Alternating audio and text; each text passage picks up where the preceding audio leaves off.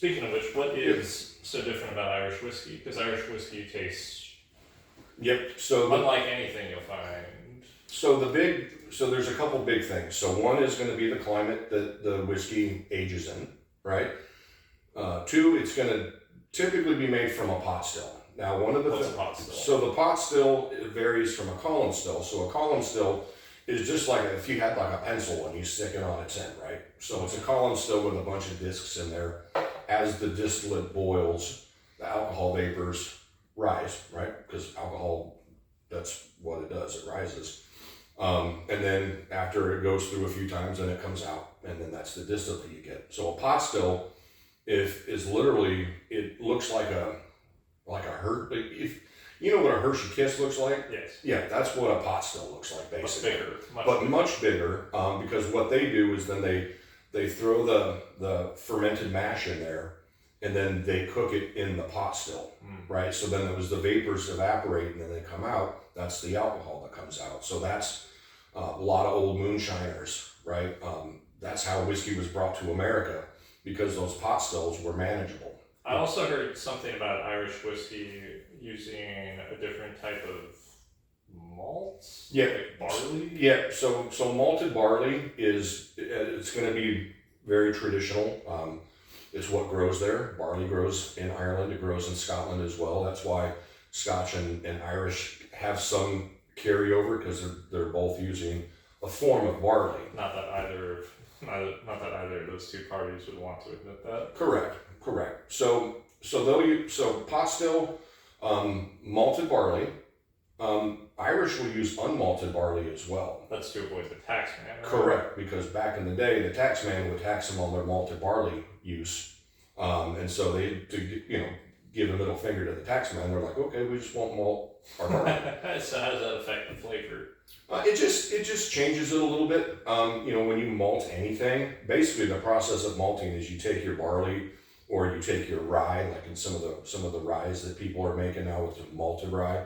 You basically just take the grain, throw it all out, you get it wet, right? And then when it sprouts, that's when it's malted. So when it sprouts, then they take it all out, they dry it, and then that's what gets milled, and then that's what they use in the fermentation process when they add all the milled corn and the rye or whatever they're using. So I'm not an expert on why, on what the actual malting, how it changes the flavors. Perhaps herbologist would be a Perhaps. resource. I just know it changes the flavor. So you've got the things we just talked about, malted and unmalted barley, pot still, but then some Irish distilleries will use corn in their product nowadays. Back in the day, a lot less. Well, if memory serves, it's a little different now, but in the books that were published in the mid-2000s that you own, they mentioned that there were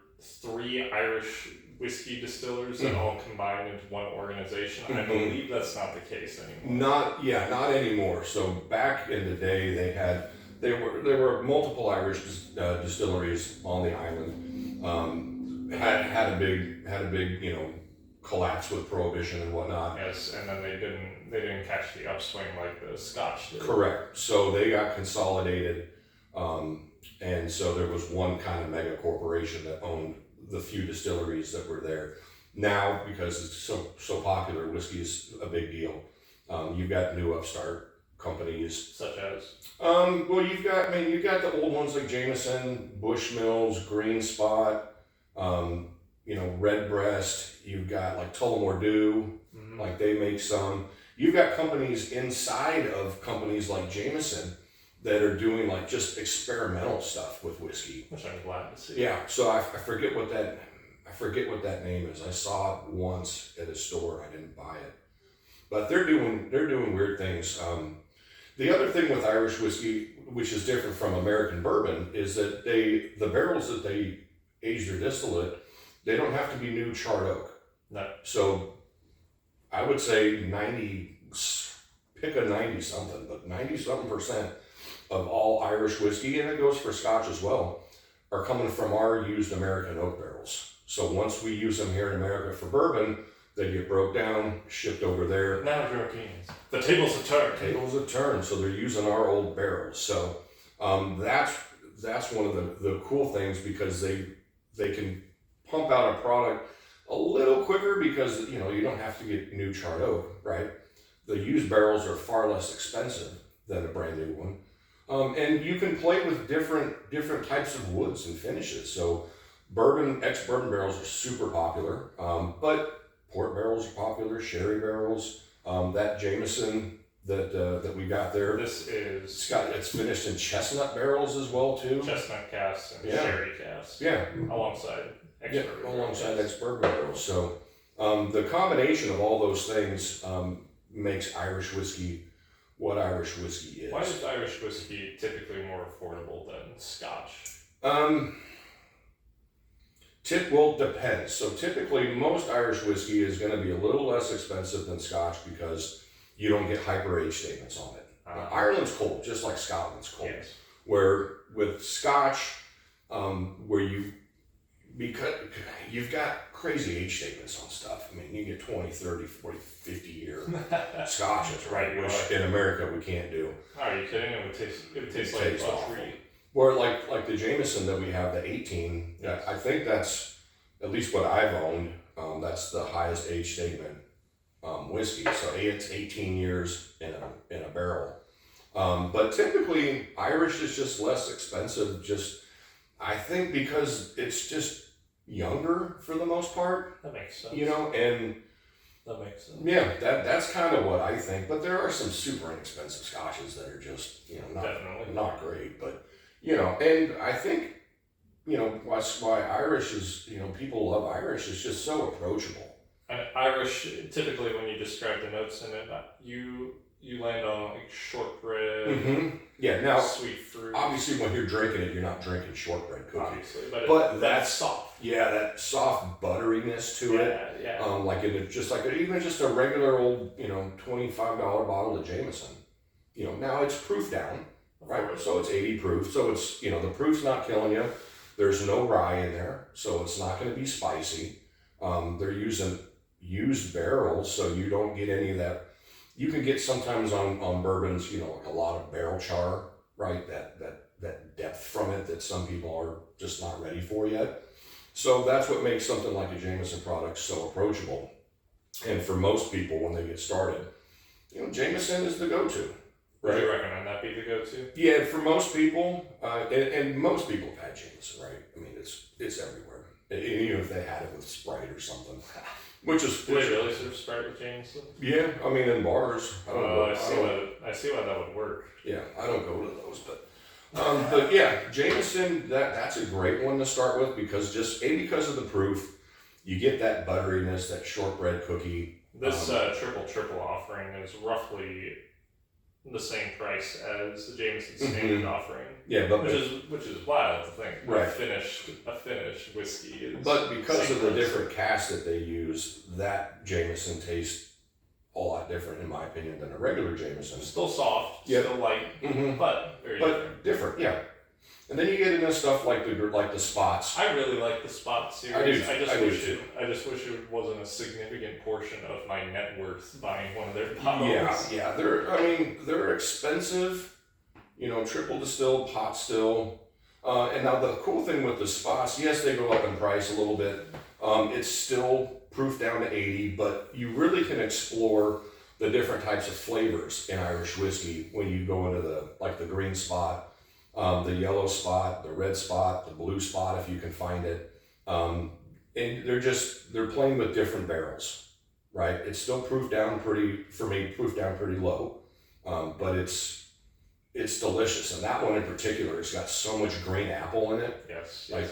It's wild.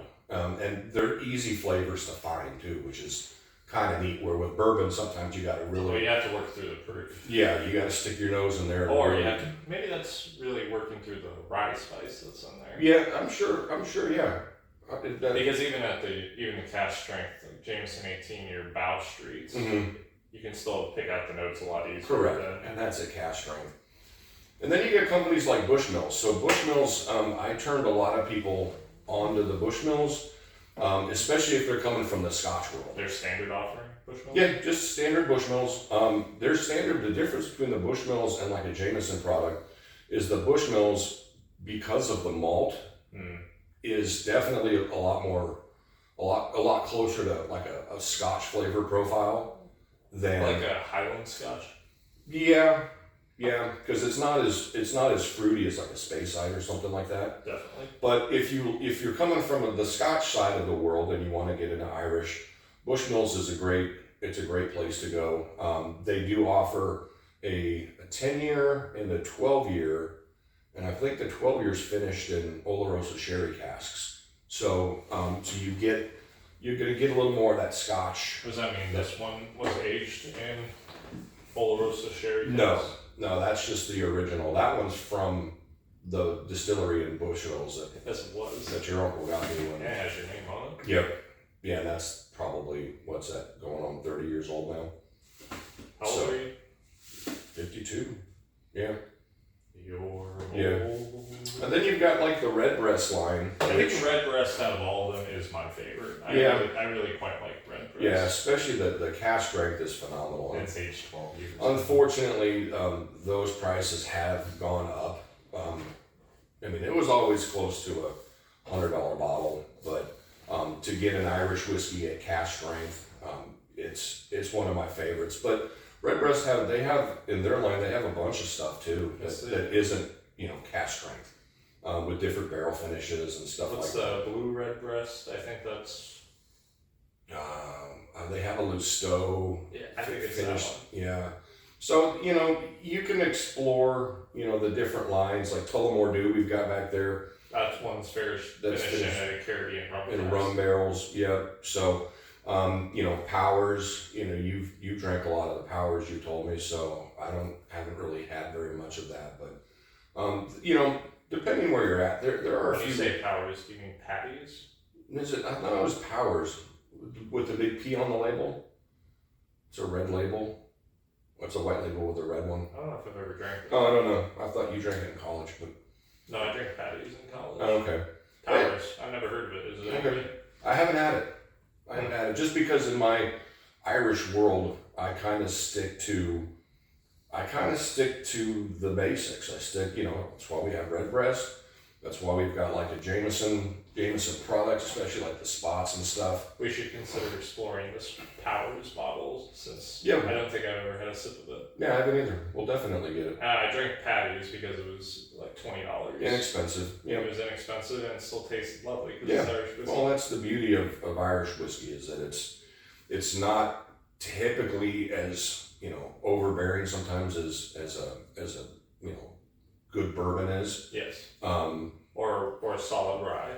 Right. Sometimes those are this is just a much gentler way to get into whiskey. And even when people would come to the store and they were brand new, it's like, well, they would start talking about bourbon and stuff. I'm like, well, yeah, I can get you in the right bourbon for sure, but have you tried Jameson yet?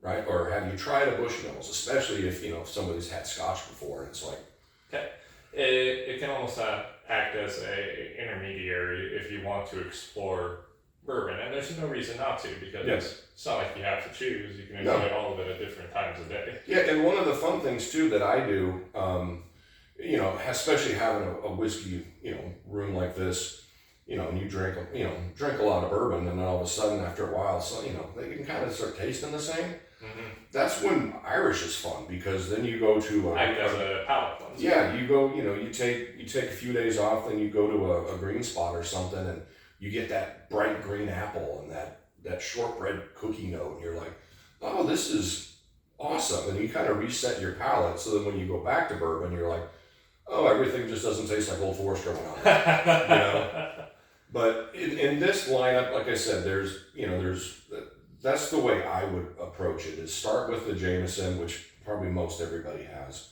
But if you haven't sat down with Jameson, it's worthwhile to sit down and taste it on its own. Sure, and try to find those flavors. Especially because they're so easy to find. Yeah, it's not hard. That's one of the beauties of these offerings is that, like I said, if you're still developing your palate and you hear knuckleheads like me talking about, you know, burnt brown sugar or creme brulee or whatever, and you're like, dude, I just smell whiskey, right? The Irish is fun because it's so much gentler that, you know, especially like a green spot where, you know, when you taste that, you're like, Granny Smith. dude, that's like a green apple. That's awesome, you know? And then, you know, explore some different offerings.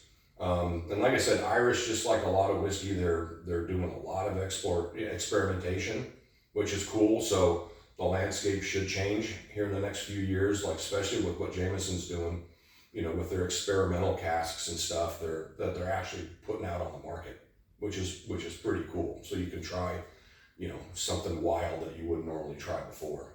So, but yeah, I'd grab any of these bottles any day of the week.